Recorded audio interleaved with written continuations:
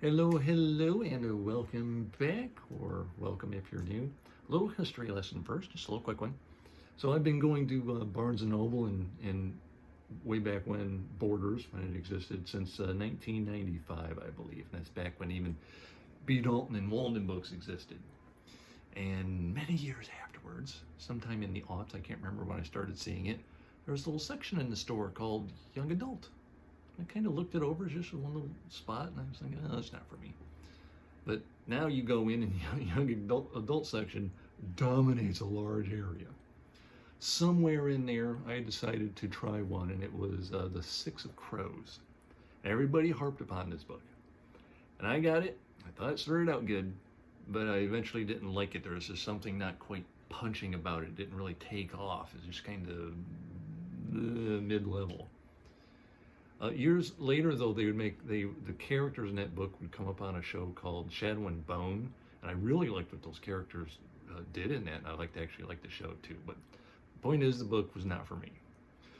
More recently, a good example, I had saw this. This should have been in the young adult section, but they put it right next to the adult section. That would be Heavenbreaker. I didn't make it 75 pages before I put this sucker down. This was horrible. But then, just then, there I am watching Andrew's Wizardly Reads, and he introduces this book. And I asked about this this crest here. That's what it's called in the book, is a crest. I have this thing for arcane circles and sigils and whatnot, and so this caught my attention. I said, is this really in the book? Is it just a piece of artwork on the cover? He goes, nope, it is central to the power system and magic system in the book. And I got intrigued, and I went and got it.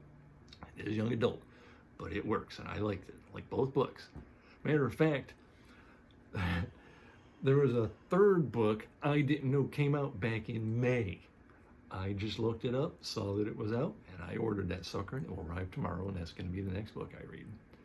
So to set these up, there are these large planetoids called Titans that are just out roaming the universe.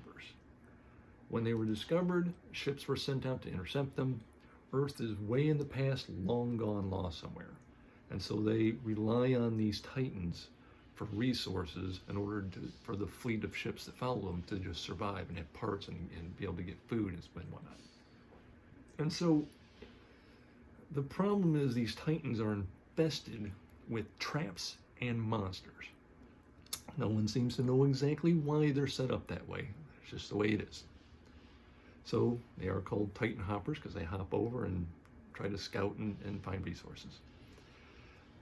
In the midst of all this, you have these wind up being called lit RPG because they are it's literally leveling up, and parts of this feel like an anime too, and parts of this sometimes have a like a video game feel to them, the way they level up and whatnot. So what they do is they can manifest. Not everyone can do it, but they find people who can manifest these crests, and now they are going to develop essentially superpowers. I had a little struggle with, like, I don't know to call these either space opera or space fantasy. I reviewed this book earlier this year, and I was fixed on space fantasy, but these seem to be some kind of floating the line in between. The thing that you can walk up to a power conduit, like a character will sometimes do, grab hold of that sucker and get a charge, and your superpowers get a charge. And so this makes it more like space opera because it's not actually magic happening.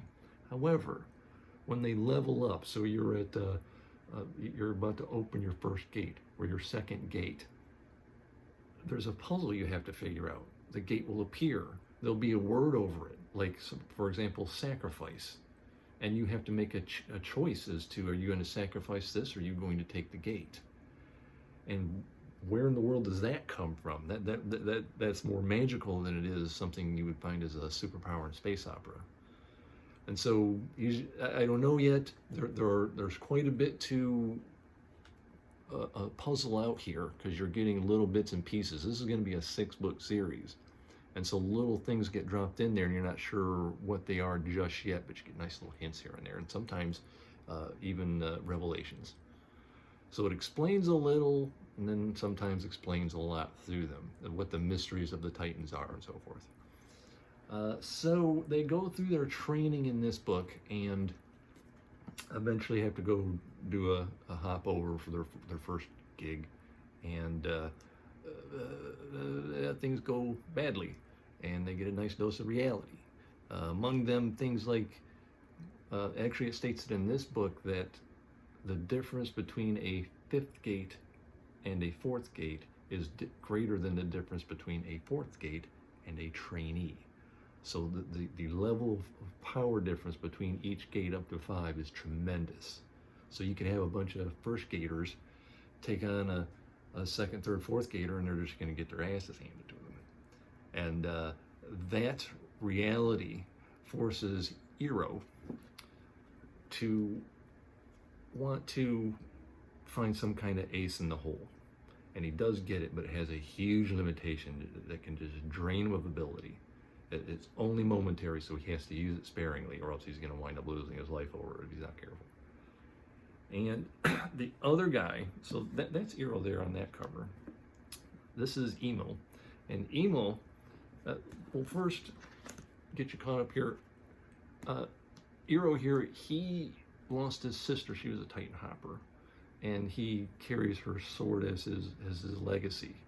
It gets taken from him, and he's bound and determined to go and find it.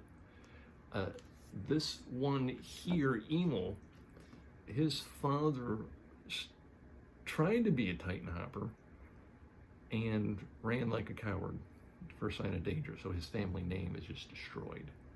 So when he's able to manifest, whoop-de-doo, people are not that respectful towards him, and certainly not his father. His father is mentally abusive to him.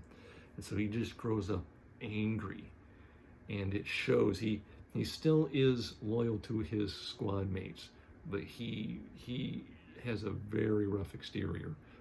Him and Iro, very competitive with each other as they're going around the Titan, bumping each other out of the way. I'm getting to go to do this first. There is a camaraderie happily that develops, but there's a third character who comes along, and her name is Toshiko. And she's what's called a mage, but it's not like a magic mage. What they do, they walk around with a really big gun. And their power is to charge that gun with energy and blast the living hell out of anything it hits. So it's slow to charge, but it is a big ace in the hole. In fact, the third book that's coming has Toshiko on the cover with her big super gun. So her personality is fun. She's friendly, almost to the point of being annoying. And she knows it is. And she likes to use it that way, just to try to get people to open up. And it's really, I think, she becomes the catalyst for the camaraderie that starts to develop in this squad. There's actually 5 that go on to the Titan. So we got Iro, we got Emo, we got Toshika. We have a squad leader who's a 4th gate, whose name I can't quite pronounce off the top of my head. And then there is this fellow who is a cousin to that squad leader. His name is, he's called Justice, because that's the ship he's from.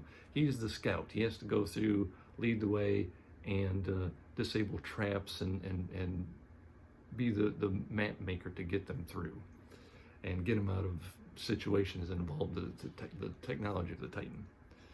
He's a funny one too, because he's almost like Hudson from the Aliens movie, in that he just thinks everything's doomed, and he'll tell them outright, you're all going to die, because that's the curse I have upon me. Every time I've been out, my squad dies.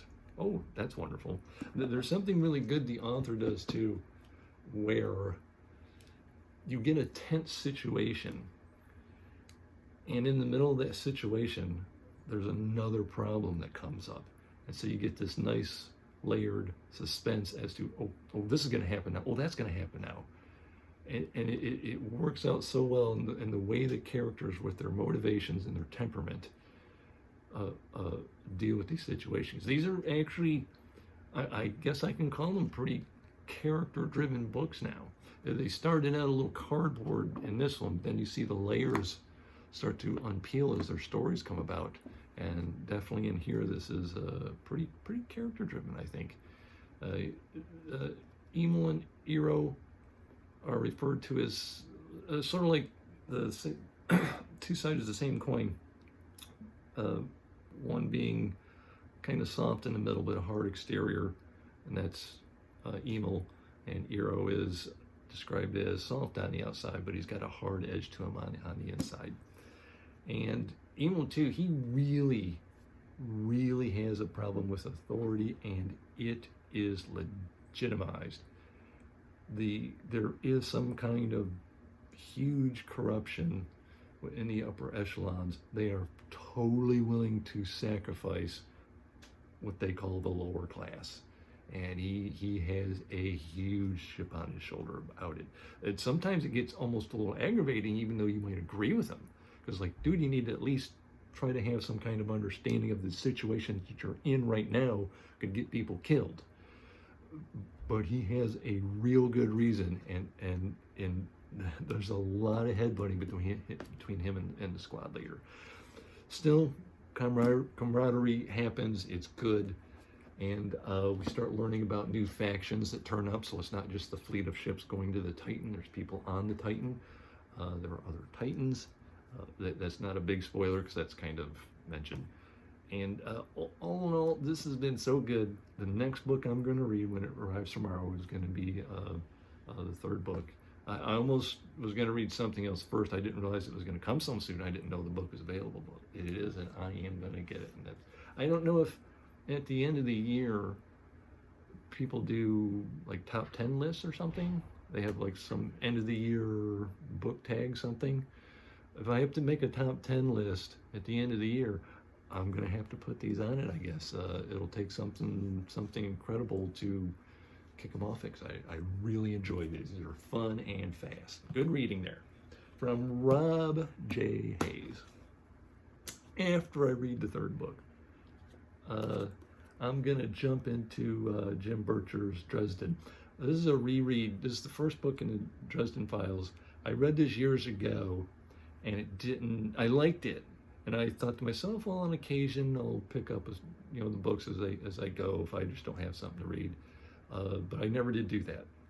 But I keep hearing people who've stuck with the series that they absolutely love it, and it's gotten way better the more it went on. So I thought, well, let me give a reread of the first one, see how it hits me.